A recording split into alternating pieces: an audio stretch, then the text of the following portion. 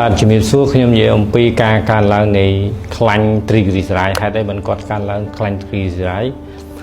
យើងឃើញក្មេងៗប្រុសភាគច្រើនគាត់ឡើង500 900 1000ច្រើនមែនទេអ្នកខ្លះឡើង3 4000ក៏មានដែរ triglyceride គឺជាខ្លាញ់អាក្រក់ហើយយើងរកមូលហេតុឃើញតាមរយៈដោយសារយើងសួរគាត់ទៅគាត់ចូលចិត្តហូបស្រាច្រើនបៀច្រើនហើយនឹងគាត់ហូបខ្លាញ់ច្រើនហើយបន្តមកទៀតយើងរកជំងឺដូចជាជំងឺអរម៉ូនកគាត់មានខ្វះអរម៉ូនកគាត់មានជំងឺតម្រង់នោមហើយគាត់មានជំងឺពិសេសមួយនោះគឺគេហៅថាត្រៀមទឹកនោមផ្អែមឬក៏ចូលទឹកនោមផ្អែមហើយអត់ដឹងខ្លួនគេហៅ insulin ផងគាត់ធ្វើការអត់បានអញ្ចឹងគាត់សល់ triglyceride ច្រើនអញ្ចឹងមូលហេតុនៃការកើនឡើង triglyceride មាន4 5ហ្នឹងសម្បូរប៉ុន្តែការព្យាបាលអ្វីដែលខ្ញុំជួបគឺ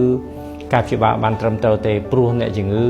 អត់សូវធ្វើតាមការណែនាំផងគ្រូពេទ្យអត់តាមដានអត់មកបន្តថ្នាំអញ្ចឹងការដែលកើនឡើង triglyceride គឺប្រឈមមុខដល់សរសៃឈាមសូមប្រយ័ត្ន